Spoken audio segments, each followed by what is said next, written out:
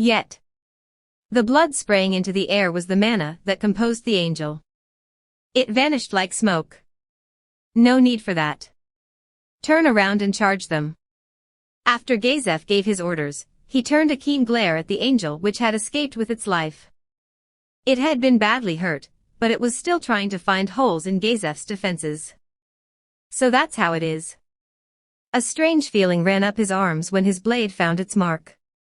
Gazef knew what it was. These monsters had a skill that would greatly reduce any damage done to them, unless the attacking weapon was made of a special material. It was thanks to this ability that the angel could take a blow from Gazef without falling. If that was the case, Gazef focused his energies within himself and activated the martial art focus battle aura, and his blade glowed with a crimson light. The angel took this opportunity to cut in with a sword of red flame. However, too slow. In the eyes of the kingdom's strongest warrior, Gazef Stronov, the angel's movements were truly too slow. Gazef's sword moved. This blow was far more powerful than the one before it, and Gazef's sword sheared neatly through the angel's body. Its body destroyed, the angel seemed to melt in mid-air, its glittering wings flapping a few times before vanishing as though it had been nothing more than an illusion. If Gazef had not been in such dire straits, he might well have applauded the light show. However, he did not have the time for that at the moment. Gazef looked around, saw the enemies advancing on him in an endless tide, and smiled. More angels flashed into existence around them as well. Gazef was well aware that they were not ordinary reinforcements. So anything goes with magic, huh? Damn. As he cursed the magic casters, who could easily do what warriors could not, Gazef calmly took stock of the enemies surrounding him, and confirmed that this was everyone who was surrounding the village. That would mean that the encirclement of the village was lifted. Then, Gaundano, the rest is up to you. The knowledge that he could save the surviving villagers filled Gazef's heart with endless joy. He smiled at the enemy's carelessness. And then, the sound of hoofbeats filtered into Gazef's ears. It was the sound of Gazef's subordinates, charging back into the battle. I told you to scatter once the blockade went down. Truly, you're a bunch of fools, and truly, I'm proud of you. Gazef sprinted forward. This might well be the best and only chance to end the battle. Judging by the speed of the horsemen, the enemy magic casters would need to focus all their attention on them. He would take advantage of this opportunity to cause chaos in their ranks. That was the only way. His men's horses whinnied and reared up, just like Gazef's horse did. Several people moaned in pain as they were thrown off their horses, and the angels took the chance to press the attack. Although his subordinates were on par with the angels in terms of fighting power, the latter had special abilities, which the former did not possess, and Gazef's men were soon plunged into dire straits. As he had expected, more than half of his men were fighting desperately for their lives. The spells of the magic casters only made things that much worse for them. His men fell to the ground, one after the other. Gazef averted his eyes, and ran forward again. His target was the enemy commander. He did not think the enemy would retreat if their commander went down, but that was the only way to save everyone. Over 30 angels put themselves in Gazef's way as he charged. He frowned as he saw the heavy defenses ahead of him. Out of my way, Gazef activated his trump card. Heat bloomed from his hands, and spread to envelop his entire body. Gazef broke the limits of his physical body, and stepped into the realm of heroes.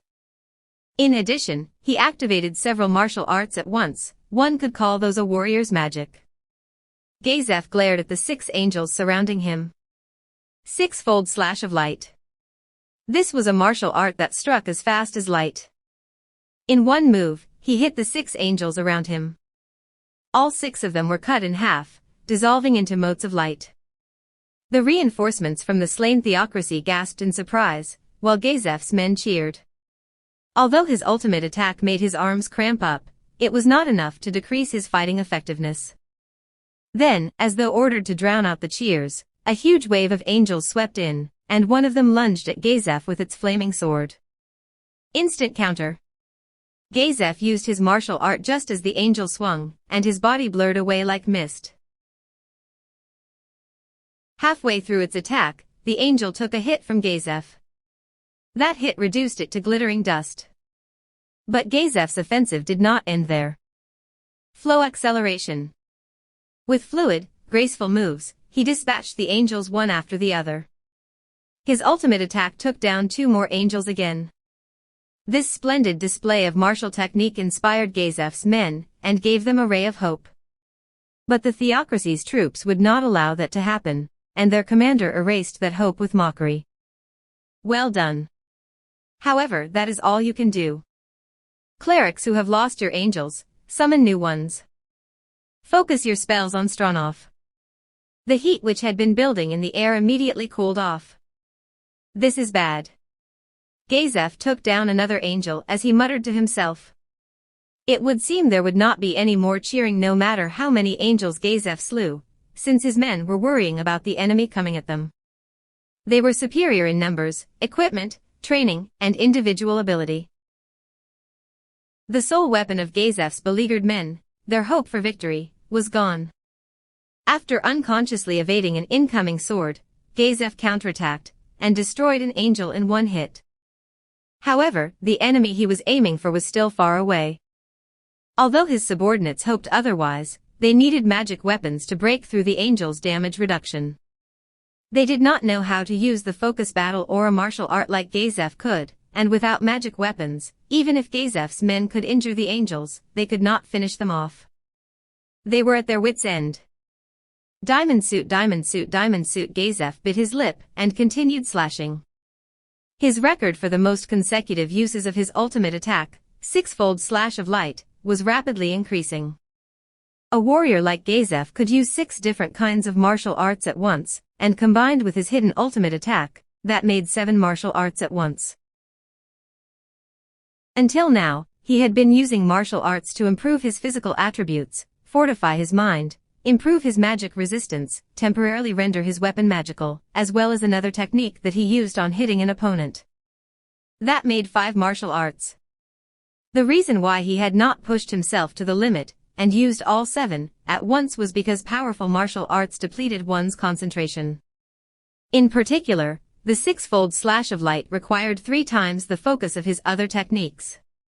Gazef had 2 ultimate attacks like this, but he could only use them with 4 other martial arts at the same time.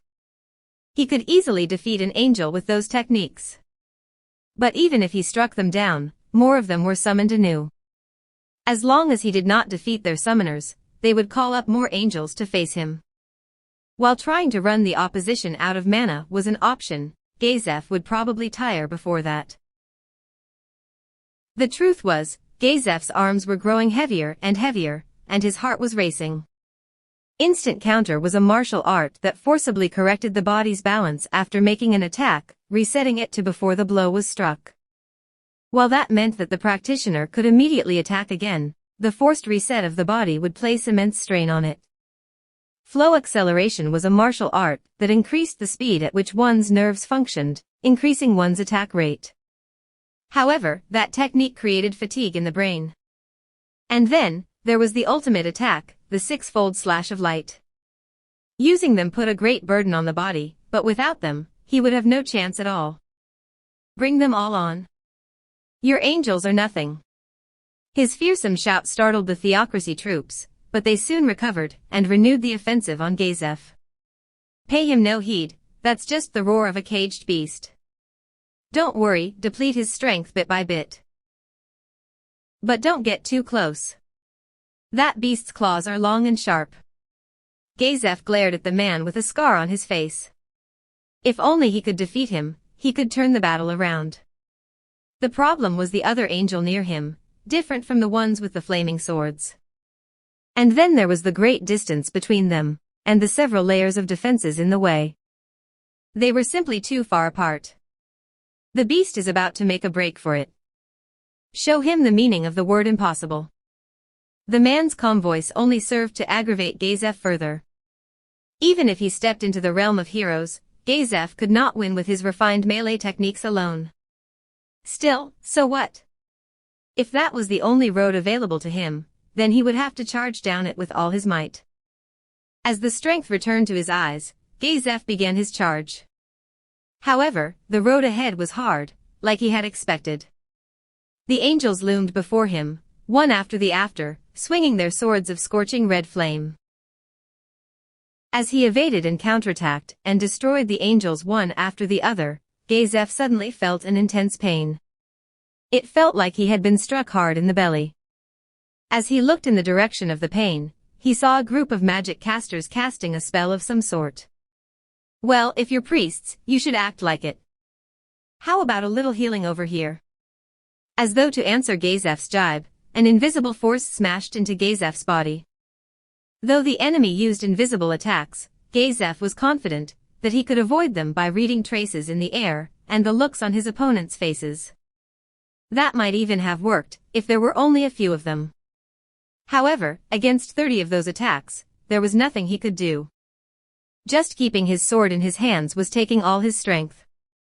The pain filled his whole body. He had no idea where it was coming from, only that it was so great it almost made him collapse.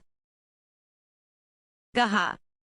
The taste of steel welled up in his throat, and Gazef spat a mouthful of fresh blood. The sticky ichor welled out of his mouth and stained his chin. Gazef's legs were shaky after that barrage of invisible blows, and now an angel was swinging its flaming sword at him. He could not avoid the blow, and it struck his armor. Fortunately, it deflected the sword, but the impact traveled through the breastplate and deep into his body. He swung wildly at the angel, but his poor balance meant that the angel easily evaded the attack. Gazef's sword trembled in his hands as he gasped for breath. The fatigue that filled his body seemed to be whispering into his ear, telling him to just lie down and rest. The hunt has entered its final stages. Do not let the beast rest, order your angels to attack consecutively. Even though Gazef desperately wanted a moment to recover, the angels surrounding him obeyed their masters and mercilessly attacked him, one after the other. He somehow evaded the attack from behind, and parried a thrust from the side. He used the strong angles of his armor to deflect an angel's charge from above. Gazef wanted to counterattack his foes, but he was greatly outnumbered. As his strength diminished, he could only take out one opponent at a time, since he lacked the stamina to use martial arts. As his subordinates fell one by one, the enemy's attacks were concentrated on him. With no way to break through the enemy's encirclement, he felt death closing in on him. His concentration faltered, and he nearly fell to one knee. He desperately tried to refocus so he could fight. The invisible impacts came again, striking the tottering Gazef. The world before him shook mightily. Not good. Gazef used all his strength to try and maintain his balance. However, something seemed wrong with his body, and the strength that should have held him up was nowhere to be found. The itch of touching the grass spread through his body, and Gazef realized that he had fallen. He struggled to rise again, but his body betrayed him. The angels' swords meant death for him. Now, finish him off, but do not send in one angel. Use them all to ensure he is dead. Yes, he was dead. His well-trained hands were shaking uncontrollably, and he could not pick up his longsword. Even so, he could not give up. His gritted teeth made creaking sounds. Gazef was not afraid of death. He had taken many lives in the past, so he was prepared to meet his end on the battlefield. Like he had told Ains, he was hated by people. That hatred became a sword that would one day pierce his body. But he could not accept an end like this. They had attacked several villages and murdered defenseless, innocent villagers, all to lure Gazef into a trap. He could not allow himself to die at the hands of honorless dogs like this, and he could not bear his powerlessness. Don't look down on me. He shouted with all the strength in his body. Blood dribbled out the side of his mouth as Gazef rose to his feet. A man who should have been powerless to stand now stood proudly, the mighty force of his presence forcing back the angels that surrounded him. Haa? Haa? Just getting to his feet had him panting heavily. His mind was a blur and his body felt like it had turned to mud. But he could not lie down. If he lay down, all would be lost. This little bit of pain he felt could not compare to the suffering of the dead villagers. I am the warrior captain of the Riestai's kingdom. I am a man who loves and defends his country. How can I lose to bastards like you who stain my country with your footsteps? He was certain that Great Man would protect the villagers. Then, what he should do was defeat as many of the enemy as he could, so the people would not meet the same fate as all the others. Protecting the future people of the kingdom. That was all he wanted to do. You will die here because all you can do is babble that nonsense, Gazef Stronov. Gazef glared at the enemy commander as his cruel mockery reached his ears. If only you had abandoned these villagers on the border, you would not be dying here. You probably don't know, but your life is far more valuable than even 1,000 of these peasants. If you truly love your country, you should have abandoned them to die. You and I will never see eye to eye, let's go. What can that body of yours do? Cease your pointless struggles and lie down quietly. As a final act of mercy, I will kill you without drawing out your suffering. If you think I'm helpless, then why don't you come, take my head? It should be easy if I'm like this, right? Humph. You're all talk. It looks like you still want to fight. Do you think you can win? Gazef simply stared straight ahead, his hands trembling as he gripped his sword. He focused on the enemy in front of him, ignoring the angels surrounding him. What a pointless effort. Truly, you are an idiot. After we kill you, we will then massacre the villagers you saved. All you have done is bought them a fear-filled stay of execution. Cuckoo. Gazef was smiling brightly. What's so funny? Humph, you fool. In that village is a man who is stronger than me. His power is unfathomable, but he could take you all out by himself. Trying to kill the villagers he protects is impossible for you. Someone stronger than the kingdom's greatest warrior? Do you think boasting like that will do you any good? You truly are an idiot. Gazef was still smiling. What kind of look would Nigan have on his face when he met that inscrutable man called Ainzel Gown? Seeing that would probably be the best gift Gazef could receive before heading off to the afterlife. Angels, kill Gazef Stronov. Countless wings moved in response to that cold, cruel order. Gazef steeled himself, preparing to run forward, when suddenly a voice came past him. Looks like it's about time to switch. The scenery before Gazef changed, and he was no longer on that blood-soaked plain. Instead, he was in the corner of what looked like a simple village hut. There were worried-looking villagers all around him. This is a warehouse that Ain Sama has protected with his magic. So you're the chief. Goundano does not seem to be here. No, he was here just a moment ago, but he seems to have vanished without a trace, and in his place, you appeared, Warrior Captain Sama. I see, so the voice in my head was. Gazef allowed himself to relax. He would have no part to play in what would come next. Gazef collapsed to the ground, and the villagers hurriedly drew closer. The 6 scriptures. They were an enemy that even Gazef Stronov, the strongest warrior in the region, could not hope to defeat. Yet, he could not even begin to imagine that Ains would lose. Clone. New paste.